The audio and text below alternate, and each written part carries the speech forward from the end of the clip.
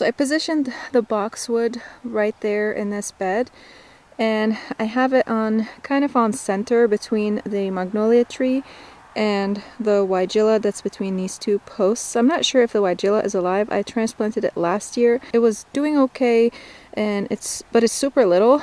And we had a minus 20 degree Fahrenheit day during the winter, so I'm not sure if that killed it. It looks like it's dead, but I'm just gonna give it some time, because weigelas look dead for a long time in the spring until it starts to warm up a little bit, and that's when they start putting on some growth. So I'm gonna leave it and until the end of spring. If it doesn't do anything, I'm going to try to get one from the garden center and place it in here.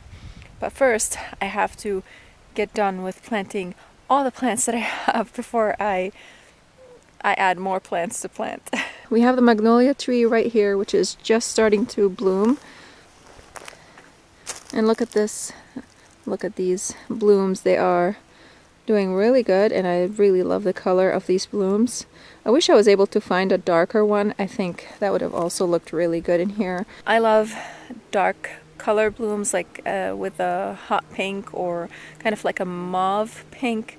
I think they're very beautiful. But this color over here works with a lot of different colors. So because the roses in here are kind of a pinkish red, so I think this color works better with them. And anyways, the roses are not in bloom during the time the magnolia is blooming, so it would have worked if I was able to find a darker colored magnolia. Speaking of the roses, it looked like they received quite a bit of damage this winter, so I need to prune them back really hard. I haven't got to that yet. I've been super focused on the vegetable garden, but right now I feel like I have just a little bit of time to be able to do some stuff in the flower beds, and I really need to pay some attention to them before all the weeds kind of take over and go crazy, and before the roses start to push on some growth. So today, I forgot my pruners.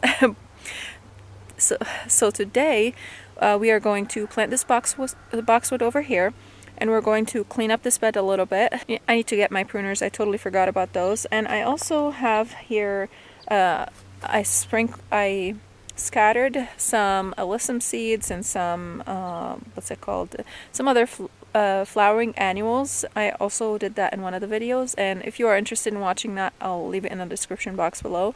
I'm not seeing anything growing yet, but it looks dry in here. We've had somewhat of a dry spring, so I need to hook the sprinkler and just try to water this bed, because a lot of these flowers, well, most of these flowers are on the most of these seeds are on the surface, so I need to make sure that they stay moist if I want them to germinate. They're probably not going to germinate yet because we are still getting a lot of cold nights. So, but I want to make sure that if they are just about to germinate, I want to make sure that they stay moist and not dry out. Got all this to clean up. I was not able to do any of the cleaning last fall, and these eventually will go. I'm leaving them for now because I don't want to dig them up. If they are rotted, I could just pull them up, but if they're not rotting, I'm going to cut them down at the base, or ask my husband to cut them down at the base, and then I'm going to bury them with soil so that I can plant in that area. These were sumac trees, and this whole area over here was filled with sumac. This was a Russian olive, I think, that was just completely overgrown. There were bittersweet vines over here, and wild thorn bushes, and just all sorts. Oh, poison ivy. Everything you can think of. This whole area, this entire bed was covered with it, and a little more. And I cleaned it all up by hand. I did all the work by myself, and I'm very proud of myself. And now I'm clearing up a lot of different areas in the garden. I feel like now I'm an expert at clearing. I have figured out ways to make the clearing go a lot smoother and with less effort on my body, because when I was clearing, this was the first area that I was clearing, and I did put a lot of exertion on my body, and now, because there's a lot of work to do, I'm trying my best to just do as little, the the absolute little effort that I'm able to put in order to get the result that I want.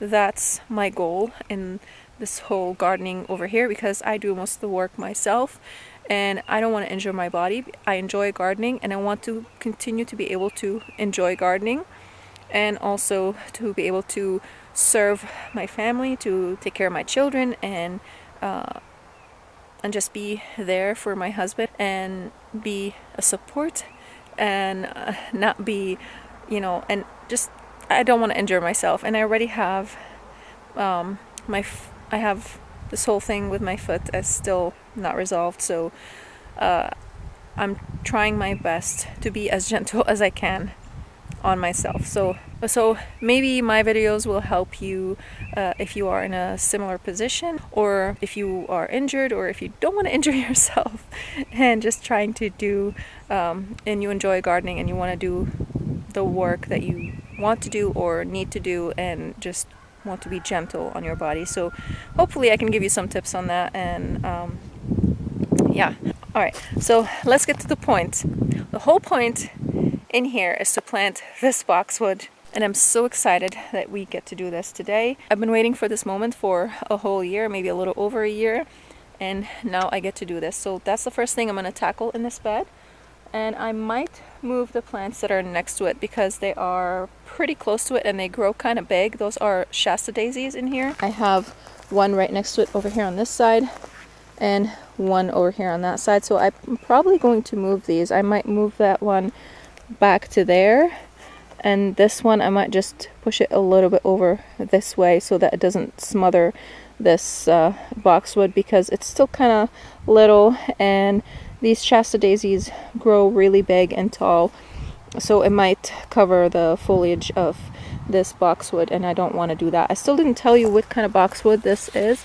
This is a green velvet boxwood, and it's supposed to be deer resistant, which is a bonus because we have tons of deer over here and they eat everything. And it grows about, right here it says it grows 24 to 36 inches long. And what I want from this boxwood to do is I want it to look like a cone shape, to kind of provide this evergreen structure and just some interest in this bed, because during the winter there's not much going on in here. It's a lot of perennials, so I want to add some structure. So we have the tree over here, we have the roses, and we have the boxwood that's going to be right there, and then we're going to have the weigela in that corner over there. So that kind of provides some structure for this bed. Otherwise it's just going to look like a flat land over here and with tons of snow. And I want something green to look at when I come here during the winter, because I do come over here because eventually this area over here is going to be a patio. Hopefully this year we're going to be able to get some gravel and cover it up, and put a fire pit in there, and maybe the next year I'll add in some lights over here. I don't know, but I just want to make this area a nice place for us to enjoy, a cozy place to just sit and relax at the end of the day, and have family and friends over and just enjoy this whole area over here. This is kind of the vibe that I'm going for in this whole section over here. It's kind of, you can see right there, just ignore all the mess. I still haven't gotten to this. So this is going to be the butterfly garden over here. This almost the entire hill, almost. I'm going to leave some space for the kids to slide down the hill in the winter. And we were talking about maybe one year we might want to put a retaining wall at the end, but I don't know. I don't think it's necessary. And up top over there we are going to have some butterfly bushes. Eventually I would like to have butterfly bushes surrounding that whole hill. So we have this hill over here, and this area kind of provides a little bit of privacy for us. And we can see the neighbor's house from here in the back, but I'm going to be adding some evergreen trees in this space just to kind of provide some more privacy for both of us as well. I have a whole lot of plans for all of our all of our 2 acres, and it's going to be a lot of fun, and I hope you guys would join me on this journey. If you're new here, my name is Chantel, and I love making gardening videos and sometimes food preservation, or whatever I feel like doing, but I'm very passionate about gardening and about cooking, and I also have a website. It's called peacefulllivingnh.com, and I have a lot of gluten-free recipes over there, and I also have food preservation blog posts and some gardening blog posts, so you can click the link in the description box below. It'll take you to the website, and you can enjoy lots of stuff over there. If you guys like this content, you're definitely going to like the website, and if you are new here, go ahead and hit that subscribe button and the bell to receive notifications whenever I upload new videos.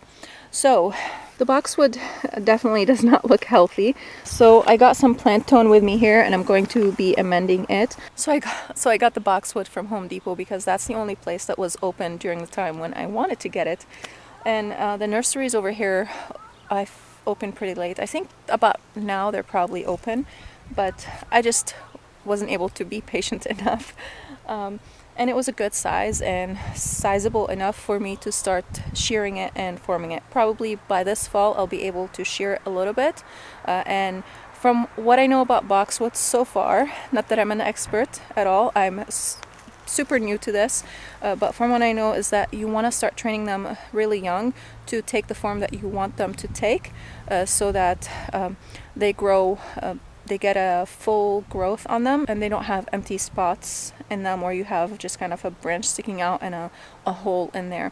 So trimming them, just like anything, when you trim a branch, it's going to cause it to branch out into 2 separate branches. So if you have, the more you trim, the more branches you're going to get, and the more foliage you're going to get on these branches, and that's what's going to cause it to get this full growth, which makes total sense to me. So let's go ahead and get this boxwood planted. But before we go plant the boxwood, I want to show you this. Look at this. The daffodils have popped up, and the tulips are about to bloom. They are looking very beautiful. I'm going to be adding some more up top eventually. Maybe this season, maybe not. I don't know. Ignore the weeds. I will eventually get to this bed. I'm not sure what is this mix called. I forgot. I think I filmed a video actually when I planted these daffodils, and I'll link it in the description box below because I totally forgot the name of these daffodils. I am not sure if they had a name or if it was just a blend, and they did not give the name. But look at this center. I love the peach color. It's very beautiful. Serenity colored it, Mama. Mm-hmm. Hold on. Very nice.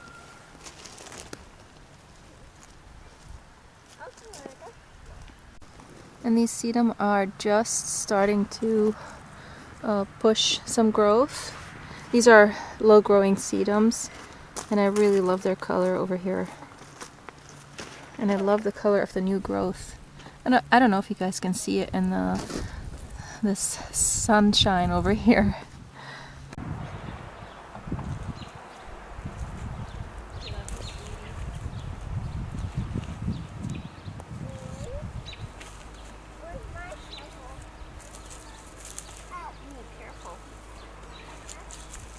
Oh, you're stepping on my plants. Get off. Oh, sorry. Oh, no, I'm gonna be planting here. Can you see me?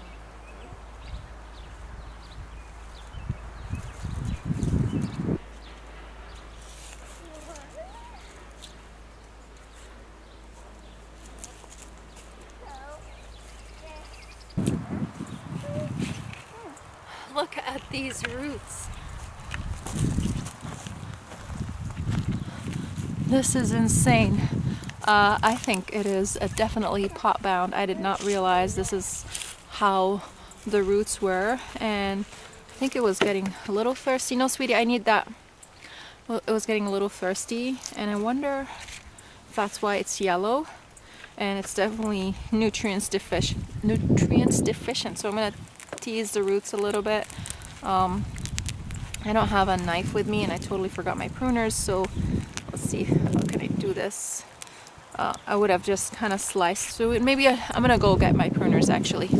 Okay, so I got the pruners and I'm just going to slash through like this, and that's going to cause the roots, I don't know if you guys can see, that's going to cause the roots to form new roots and shoot out into different places instead of just circling around, because we don't want that circling action to continue because it can possibly kill the shrub. So I'm just gonna do the same over here. And I'm going to slash through the bottom like that and like this, and that should be enough. That's it. Now we plant. Going out.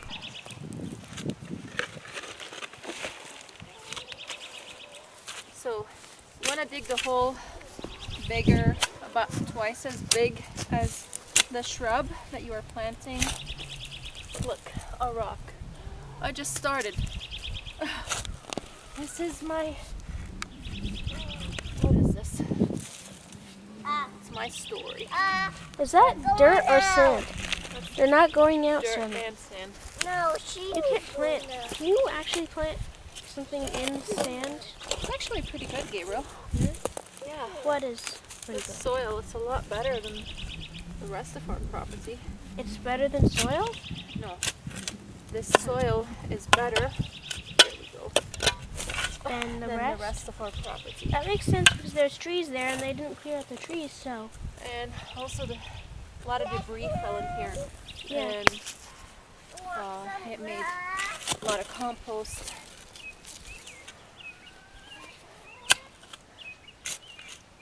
How can they fill up the entire area with rocks and sand? Because they want to sell the soil to make money. That's how it comes. There's a rock right here. I'd rather keep the soil.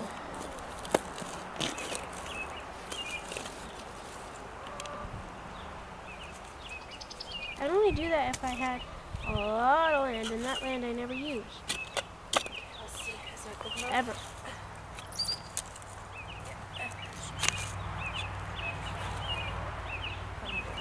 Alright.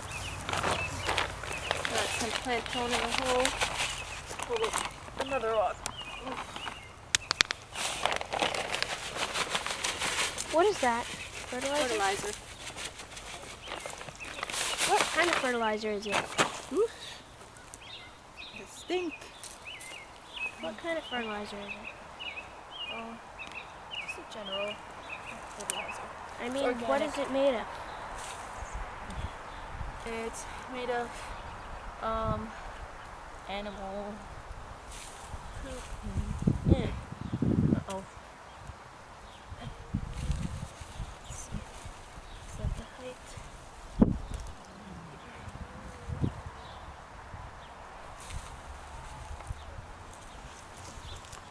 That's that right over here. Let's see, how do I want to position it? I just turned up a tiny bit of soil. I found that was a bump, and then a rock came out. Yep. Okay. There. There aren't usually that many Just knock rocks it in in the the way. soil.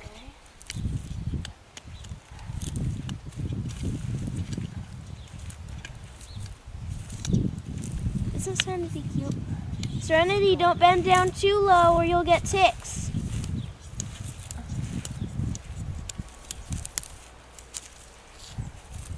A weed. Is this a weed? Can you please leave the bed? This Yes, is it is a weed. Because you're going to disturb the mulch. Gabriel, leave that alone. What happens when you disturb the mulch? More weeds start popping up. Why? I'm covering it back up. The mulch prevents the weeds. What, Serenity? Please have yummy grass. Pick up some grass. You can pick up grass. Oh, You can. yeah. Yeah. Mama, I can't pick up grass. Here it is in the bed. It's going to grow about this high, and I think it's going to look beautiful. It's going to have a cone shape. So that tree right there, that tree right there, the magnolia is going to spread out and grow, and I will be limbing it up as it grows. And like I said, on that side we're going to have the white gilla, and I think it's going to look good. Yeah, I'm excited. I'm excited about having it in here, and especially just having an evergreen element in this bed, because there's nothing green in here in the winter. The Shasta daisies do retain some of their foliage a little bit, but then they start kind of looking ugly, and then the snow buries them, so you can't really see anything. But having something that can grow that high is going to be really good, because then we can see it through the snow. And if we do get a 3 feet of snow and a couple storms, one after the other, then this boxwood will be buried. But that's going to be super rare. So I think it's just going to look very nice in here. Right now you can't really tell kind of the shape that it's going to look like and the whole thing, because this is a whole new area. So I started this whole area last year, and everything is just still small, and this boxwood is small. Like I said, in the fall I'm going to be coming here and trimming it a little bit to give it that cone form. And I can't trim tons off of it. You have to trim the tender growth off of it. And I don't like, some boxwoods have a really strong smell, but with this one I did not notice any smell on it, and I am kind of sensitive to that smell. Last year I was shopping for boxwoods, and I stumbled upon those boxwoods with a very pungent smell, and I decided not to get them. But when I saw this one, and I made sure to smell it to make sure that it's not going to have that smell, because we are going to be sitting over here on the opposite side over here of me, and I don't want to, especially in the evening, you'll be able to smell that a lot stronger, and that smell is going to be a lot stronger. So I just wanted to make sure that it's not going to be something that is going to bother us, and all of it is going to be beautiful and enjoyable. So right now I'm going to get my pruners and start pruning all the overgrowth and all the dead foliage and all that, and then we are going to amend the bed. I'm also going to be pulling some weeds. If I see any weeds, there are just a few here and there, and I want the plants that I planted, the seeds that I scattered over here, I'm not sure what the foliage is going to look like.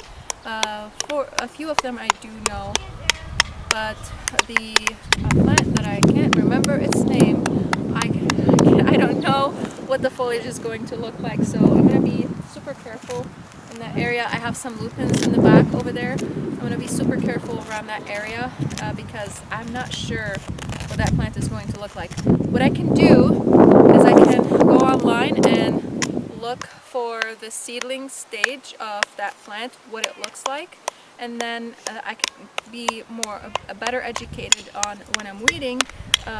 I can sort of tell which is a weed and which is that plant. So if you are new to gardening and you can't tell what is a weed and what is a plant that you want to keep, if it's sprouting from seeds, you can just Google online the plants that you have planted,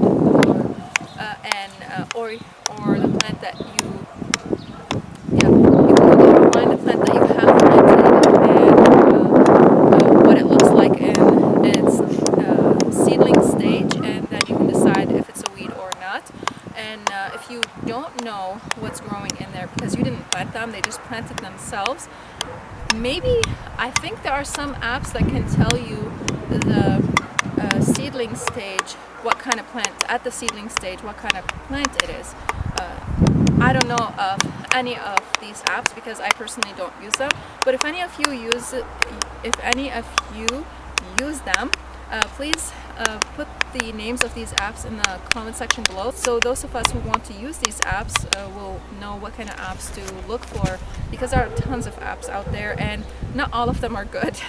So we would appreciate I would appreciate some input on these apps if you have used them, and which ones are good and which ones to avoid. So let's go ahead and get this bed cleaned up.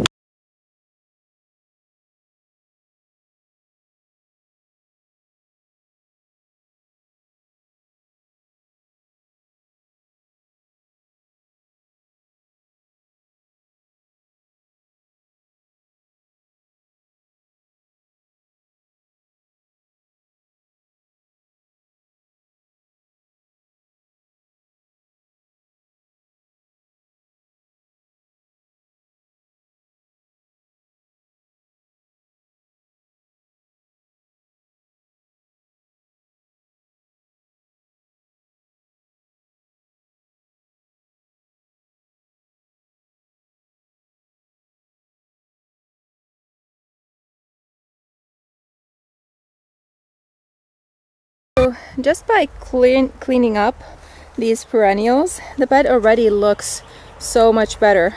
So now I'm going to go ahead and tackle these roses. I'm going to cut them back pretty hard because I'll bring you closer to them. I'll show you. They have a lot of damage on them. They have. Where are the weeds? Oh, here. No, no. That's a plant. That's not a weed. Where are the weeds? Not in here. Okay. Where? Look over there on the edge of the bed. Serenity. Where? Right there. Okay. No, that's a plant. Look over there. Look at my finger where it's pointing. Right there. Look, sweetie. This, Serenity. Look. This right here. Look, that's a weed. Okay. Go ahead, pull it. This? Yeah. Okay. Yeah, good job. Very good. Good job.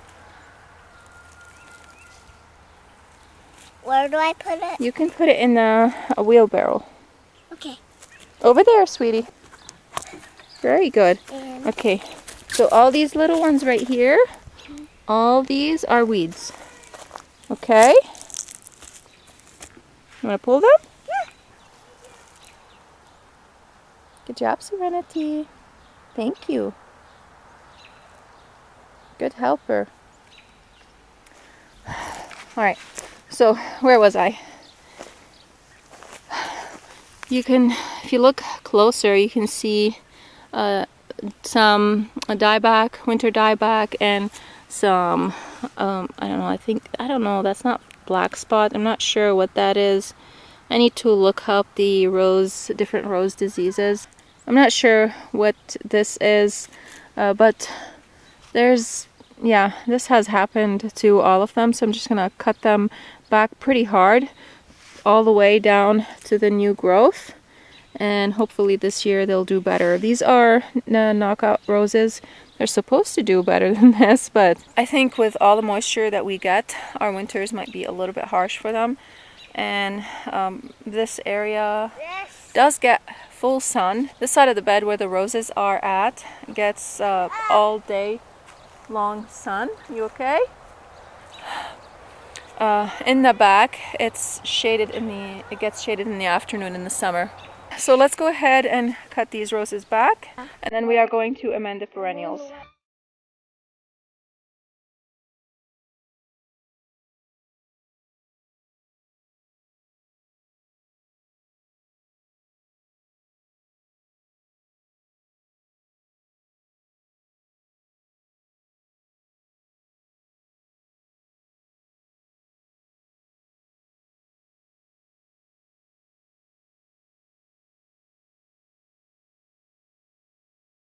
So the roses are all pruned. I'm not sure what you guys can see and what you can't. There's also one tiny one over there that I transplanted last year. When I was transplanting these roses to this bed, one of the roses had a root still in the ground, and it ended up forming this one right here. It's super tiny, but it looks good. Normally, when I'm pruning any sort of shrub, when I move from one shrub to another, I always sanitize my pruners. I did not have alcohol with me on hand to sanitize my pruners. That's usually what I use. And also, these roses look like they all have the same sort of fungal disease going on. So I don't think it would have mattered anyways. If you guys know what this fungal disease, what this disease that's on them is, please let me know in the comment section below. I'll do some more research on this, see if I can figure it out.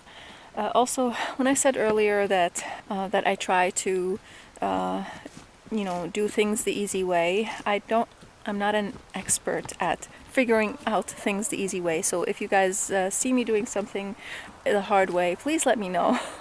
What's the easy way of doing it? And also, tools always help. The right tool for the job makes it a lot easier, but we can't always buy all the tools, and tools are expensive. So you see I cut this one down all the way, and it has some growth on it, but the rest of it was pretty much dead. This one had a little more growth, and that one had the best growth on it. Not really good growth, but you know, the best out of all of these roses. And so now I'm going to be amending them. I'm thinking of using some hollytone on these roses, but because I think that our soil is sort of on the neutral side, so the hollytone is going to add some acidity into the soil, and hopefully that's going to help them. And then before I fertilize the perennials, I also forgot that I have to move the two Shasta daisies away from the boxwood, so we'll also do that. Then we are going to fertilize the perennials and do a little bit of quick weeding. There aren't a lot of weeds in here, it's just a little bit here and there. Serenity was so cute weeding, pulling out those weeds. I also found this lily over here that I planted last year, I think. Or no, actually, now I remember, I actually started this bed 2 years ago, but 2 years ago it was not the full bed. I only did like a quarter of this space, and I was still working on the rest of it, and in this quarter I planted some lilies, and one of them is popping up. I don't know if the rest are gonna pop up, but this will multiply. And I think this was either either a tiger lily or a stargazer, I'm not sure. Hopefully it's a stargazer. That would be really cool because that's my favorite lily.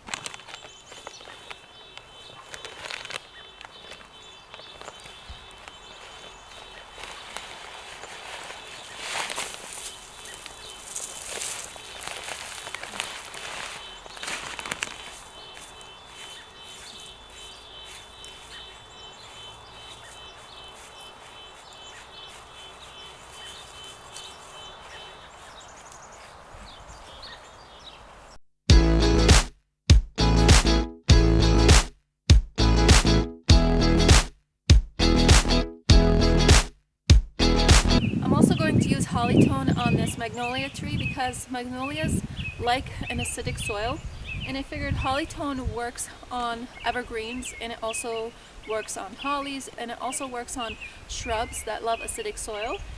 So I think it's going to be good for this magnolia tree because I don't want to add tree tone and then come back and add an acidifier. Why not just do it all in one shot? Because they basically have the same nutrients, just at a slightly different rates, and they also have the added acidity in there, which is the sulfur.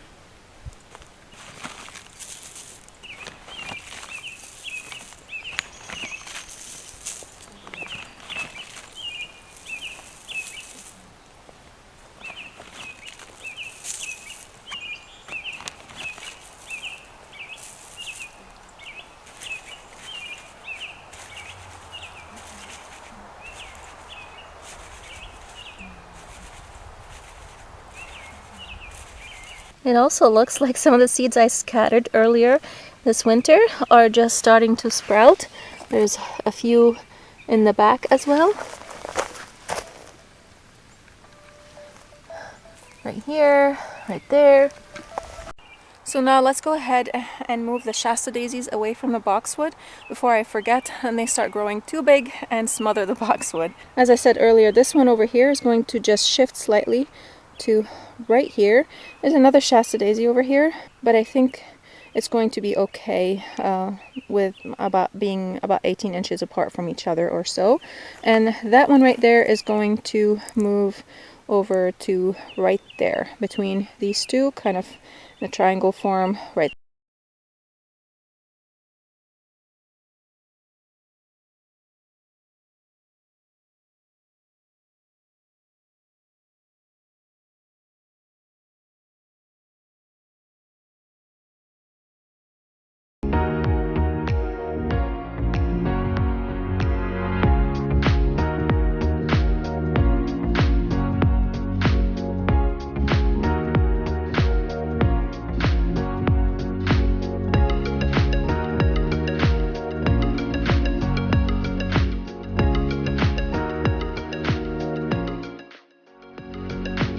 So I don't know where the camera stopped recording. I had to replace my memory card. Let me show you what it looks like right now. We have an empty spot right here, but I think that's okay because I mean we need the boxwood to shine over here, and maybe in the future I might want to push this one a little bit over that way, a little closer to that one. Maybe I should just do it right now. I know I'm moving a lot of plants right now, but now is the time to do it because it's cool. They're not going to go through shock. They have only a little bit of growth on them. Spring and fall are the best time to move plants if you want to move them, and the best time to plant plants like shrubs and perennials, unless they are a heat-loving shrub or perennial that just cannot tolerate the cold, then you want to plant it during the hot weather. But other than that, most plants really prefer to be planted in the cool weather like this. They won't go through a shock, and you won't see wilted foliage or anything of the sort. This is a perfect time to do it. And that's why I'm doing this right now. That's why I'm really rushing to plant all the plants that I need to plant. I have tons of trees that are going to be going in the front, and I'm so excited. We're going to get to that project pretty soon. I cleared up a lot of that area already, and I can now make the line between us and the neighbors so that I can kind of know where our property line is so that we can plant those trees. And that's going to be coming up hopefully in the next video. We'll see. I'll try to film it this Saturday. I try to film 2 videos every Saturday. It doesn't always happen. So today I'm filming it on Thursday afternoon, and I'm going to be editing it tomorrow, so it's going to be crunch time for me. Oh well, we don't always get what we want. So let's go ahead, move this over, and then we are going to fertilize.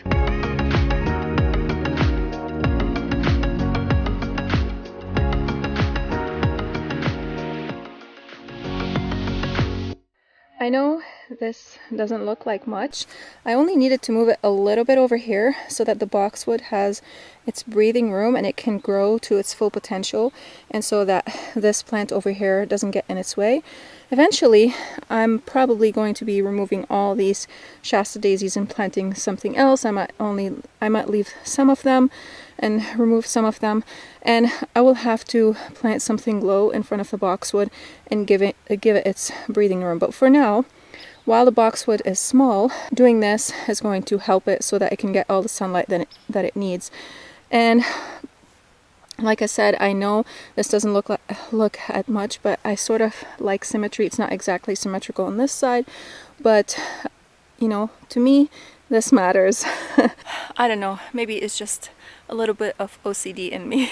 So let's go ahead and fertilize all these perennials. I'm thinking of actually using holly tone on the perennials. I was thinking of using plant tone, but I'm looking at the Shasta daisies, and some of them have yellow leaves, and they had the yellow leaves also last year, and I think that maybe the soil's acidity or lack of acidity is the cause of this. So I'm just going to add holly tone, and it's going to be good for them. It's going to provide them with the nutrients they need and with the acidity that they need. And I know the phlox over there doesn't look like it's struggling. I'm going to try it out this year, see what happens. If everything looks good, I'm just going to keep doing the same thing. So we have the Shasta daisies, and I also have the Canterbury bells. It looks like I lost a couple of these of the Canterbury bells. It's okay, I'll just replace them with something else. I'm not sure what I'll plant in there, but I have plenty of plants. And the lupins love the acidity, so they're gonna love the holly tone. Because last year they struggled a lot, and also the deer just kept coming and munching on them. Hopefully the deer will leave them away this year. Maybe they'll find some other food plot to feed on. This is not a food plot, so please go away, deer. I like looking at them, but I don't like them eating my plants. All right, let's go ahead and fertilize these plants.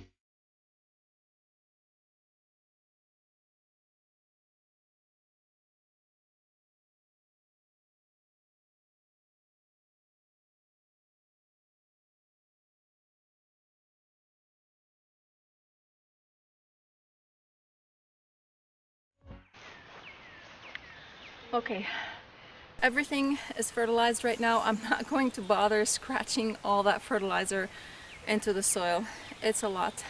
I don't feel like it. So we're just gonna leave it as it is, and the rain and the water is just going to drive it down into the soil. I have to find my sprinkler. I'm not sure where I put it. I think I might have put it in the shed. I don't know, because I looked for it in the garage and I couldn't find it. And you know, in the fall it's a lot of rush just to get everything ready for the winter. So I think I might have just shoved stuff away, just not wanting them to get damaged, and I didn't pay attention to where I put them. That's okay, I'll find it. But I really need it though, because I need to water these seeds so that they can sprout and bloom pretty blooms for us. All I have right now to do is just a little bit of weeding, and then we're done.